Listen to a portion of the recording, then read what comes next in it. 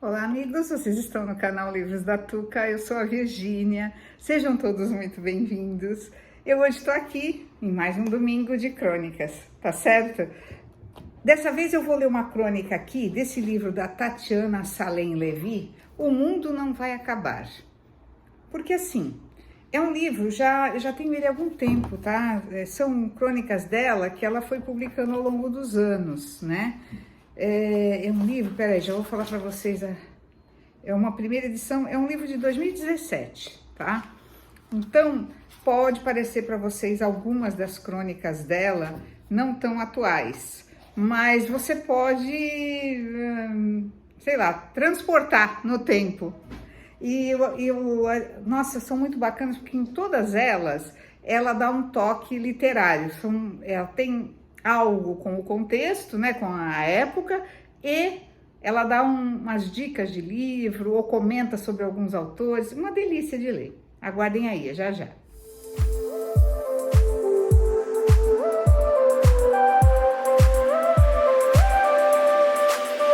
Bom, gente, ao fundo vocês veem a minha estantezinha, né, já quase pronta.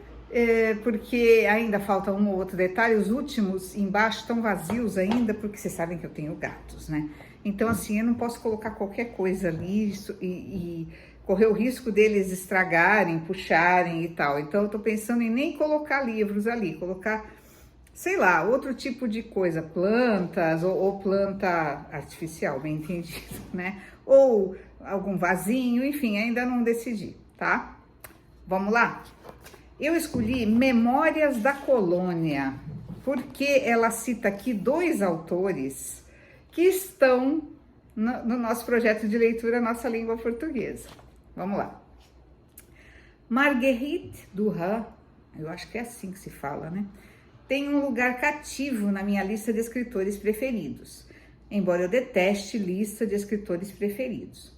Perco as referências de tempo e espaço toda vez que leio seus romances ou peças.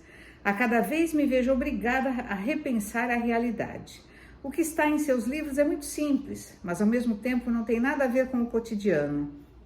Duras, eu não sei, alguém, quem souber me fala como se pronuncia.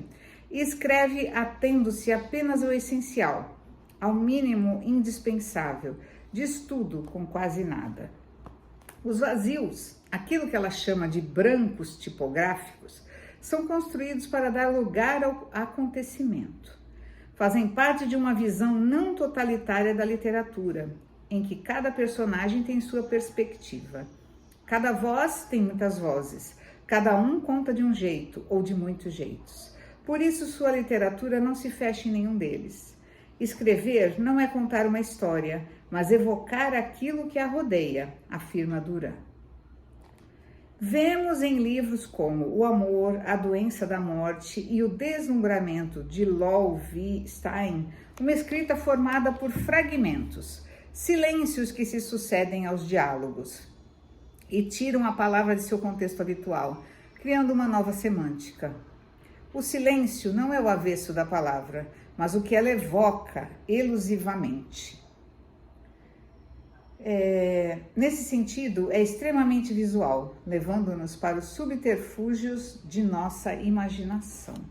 Tá dando reflexo, né, gente? Deixa eu pôr mais para cá para ver se fica melhor. Vamos lá, continua. É o reflexo lá da frente. Porque sou apaixonada por sua escrita, não pude deixar de comprar uma longa entrevista publicada recentemente em livro, La Passion Suspendue, A Paixão Suspensa. Primeiro porque o título me fascinou. Duras é uma suspensão, várias suspensões, no tempo, na linguagem, no espaço, na morte. Em outras palavras, é escrita como amor, o único sentimento que nos suspende disso tudo. Segundo, porque adoro ler entrevistas dos meus escritores preferidos, sobretudo quando realizadas por quem de fato conhece sua obra, como é o caso da italiana Leopoldina Della Torre. Lendo a entrevista subdividida em tópicos, pus-me a pensar nos escritores europeus nascidos em colônias africanas ou asiáticas. em escritores que passaram a infância nessas terras e depois voltaram para os países colonizadores com o fim da colonização. Marguerite Duras nasceu em 1914 em Saigon, na altura sob domínio da França. Sua mãe fazia de tudo para que os filhos comessem pão e mel, como na metrópole, mas Marguerite e seu irmão mais novo preferiam arroz e peixe. Preferiam os pés descalços sobre a lama, o gosto da manga, o cheiro da chuva, do jasmim, da carne. Essa infância pouco francesa, extremamente vietnamita, marcou a escritora que Duras se tornaria já na França, para onde se mudou aos 18 anos. Lembrei-me então de Jacques Derrida, Hélène Cixous e Albert Camus, 3 escritores franceses nascidos na Argélia, também chamados de Pieds Noirs. Derrida e Cixous sempre ocupados com a temática do outro, com a diferença ou a diferença, segundo Derrida. A filosofia e a literatura para ambos era a possibilidade de encontro com o outro, com um outro, que não é nunca um eu, que permanece terceira pessoa, esse desconhecido absoluto. Camus, como revela o título de seu romance mais célebre, também estava igualmente interessado em abordar a temática do estrangeiro, do estranho. Terem nascido em países com uma cultura tão diferente da francesa, embora sob a égide política da França, fez com que eles tivessem um pé cá, um pé lá. Mais especificamente, uma infância e uma adolescência lá e uma vida adulta cá. Uma vez que os escritores estão sempre pescando imagens, palavras e lembranças no baú de suas infâncias, impossível não ouvir o eco desses lugares em seus textos. Entre os 2 países, fico me perguntando como definir a nacionalidade. Conhecemos esses 4 escritores como franceses. É verdade, passaram toda a vida pública na França e, sobretudo, escreveram em francês. Fazem parte, sem dúvida, da tradição ocidental, mas passaram a infância e a adolescência na Argélia ou no Vietnã. Como dizer então a que país pertencem? Se eu tivesse saído do Brasil com 18 anos, me definiria sempre como brasileira. Mas a realidade é outra, claro. Os pais desses escritores eram de origem francesa ou europeia. E eles viviam em colônias, que para quem vinha da metrópole eram uma espécie de extensão do território. Lawrence, na Parada. Uma extensão do território. Franceses, portanto. Mas franceses que comiam de palitinho e andavam descalços? Franceses que preferiam as frutas exóticas aos frutos vermelhos? Difícil essa definição. Penso agora em 2 escritores de origem portuguesa que passaram a infância em Angola, Dulce Maria Cardoso e José Eduardo Agualusa. Dulce nasceu em Portugal, mas foi para Luanda com apenas 6 meses. Onde ficou até a descolonização. Agualusa nasceu em Huambo e só foi para Portugal com 15 anos. Dulce se apresenta como escritora portuguesa, Agualusa como angolano, e isso se nota em suas escritas. Em 2012, Dulce Maria Cardoso publicou o romance O Retorno, que iremos ler ainda este ano, hein? Tá marcado mais para o final do ano, não é isso? Desculpa. Que narra a história de Rui, um adolescente nascido em Luanda, que retorna junto com sua irmã mais velha e sua mãe para Portugal, enquanto o pai está desaparecido. Muitas questões se apresentam desde o início. Quem é essa família? Por que mora em Angola? Que medos a constituem? Que terra é a deles? A terra onde nasceram ou a terra para onde vão 1 ano depois da Revolução dos Cravos, quando começa o processo de descolonização? Se até então a colônia era a realidade, a metrópole era a imaginação. Para Agualusa é diferente. Ao contrário de Dulce, nunca se apresentou como um retornado, termo utilizado para os portugueses que voltaram a partir de 1975. Estação das Chuvas, Barroco Tropical, As Mulheres do Meu Pai e Teoria Geral do Esquecimento são exemplos de romances cuja temática é Angola, sua história, seus personagens, seus dramas, suas loucuras.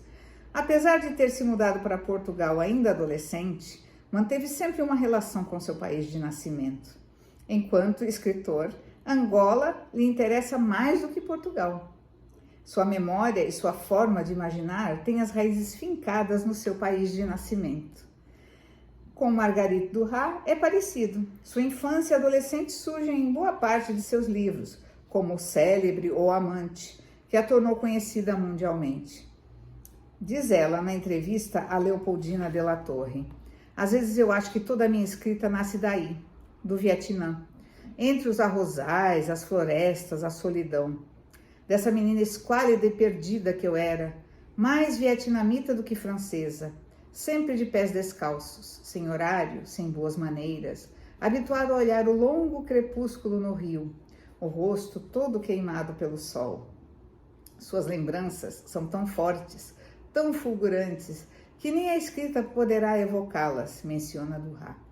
Já dizia Stendhal que a infância é sem fim. A calma sobre-humana e a doçura indizível da Indochina deixaram marcas indeléveis em Duras e tornaram sua escrita um espaço do silêncio, da suspensão. Ela conta que durante anos recusou grande parte dessa vida, até que um dia a memória surgiu com violência. A memória de uma vida que era também miséria, medo, escuridão da floresta, Mekong, tigres, leprosos, uma mãe que preferia o filho mais velho, seu irmão odioso, sobre o qual precisou escrever tanto. Esses elementos aparecem com força nos monólogos da mãe sobre a miséria e na descrição da colônia, no romance Uma Barragem contra o Pacífico. A memória é o que nos devolve o sentido perdido. Nas palavras de Duras, tudo que permanece visível, dizível, é frequentemente o supérfluo, a aparência, a superfície da nossa experiência. O resto fica no interior, obscuro, forte, a ponto de não poder mais nem ser evocado. Surge de repente em fragmentos. Trabalhar com a memória no sentido clássico não lhe interessa. Ao contrário, o que interessa a Duras é o esquecimento, o vazio. Para ela, a memória verdadeira é aquela que nos permite não sucumbir à opressão da lembrança, dos sofrimentos que, felizmente, esquecemos. A verdadeira memória não somos nós que escolhemos, é ela que nos escolhe, de repente, sem aviso, imprevisível, como uma fera na selva vietnamita. Ela escreveu essa crônica em 14 de outubro de 2016. Bom, gente, ela cita aqui vários livros, né? Da Marguerite, do Agualusa, da Dulce, enfim. Eu adoro crônicas assim, porque... E a gente também aprende um pouco sobre vários autores, né? Por exemplo, ela cita Camus também aqui, e me fez lembrar daquele livro As Verdadeiras Riquezas, que eu já falei trocentas vezes aqui para vocês, né? Que é um livro maravilhoso, escrito por um autor da Argélia, tá? Procurem aqui na lista. Eu vou deixar também aqui na descrição a minha resenha desse livro, tá? É um livro maravilhoso que todos deveriam ler, que fala de livros, de biblioteca também, né? De livraria, na verdade. Maravilhoso. Mas enfim, leremos Dulce Maria ainda esse ano. Agualusa já lemos o ano passado e pretendemos ler mais, certo? Para o ano que vem eu vou colocar de novo Agualusa no nosso projeto de leitura Nossa Língua Portuguesa, que parece não ter mais fim. E assim espero, que temos muita coisa a aprender, não é mesmo, gente? E acredita que eu nunca li nada da Marguerite Duras? Quem já leu, me indique aqui, tá? Esse O Amante eu tenho, quem não tem, né? É um livro, é um clássico da literatura, né? Me lembro que ele é fininho. Preciso pegar para ler, gente. Vocês me indicam? Vale a pena? Esse Teoria Geral do Esquecimento do Agualusa também está na prateleira me esperando. Eu adorei o título. E, enfim... E vamos que vamos continuar lendo, né, gente? E vivendo, que é a melhor coisa que poderia nos acontecer. E tendo memória, né? Eu costumo dizer que eu tenho uma memória de elefante. Eu lembro de toda a minha infância, da minha adolescência. Eu lembro das coisas boas e das coisas ruins. As pessoas dizem que a gente esquece as coisas boas, eu não. De jeito nenhum. Os bons momentos sempre ficam. né? Eu, ao contrário, tem muita coisa, talvez ruim, que tenha acontecido, que eu apaguei. Eu prefiro apagar. Eu sou aquela pessoa que, sei lá, pra mim tá sempre tudo muito bom, sabe? Tá sempre tudo muito bem, muito otimista. Eu sempre fui assim. Um beijo, gente. Bom domingo a todos, tá? Espero que vocês tenham gostado da crônica escolhida. Bem diferentona hoje, né? Uma crônica literária, bem dizer, né? Um beijo, gente. Obrigada. Tchau! O livro tem na Amazon, tá? Tá, se eu não me engano, R$25. Vou deixar o link aqui para quem quiser adquirir. Beijão!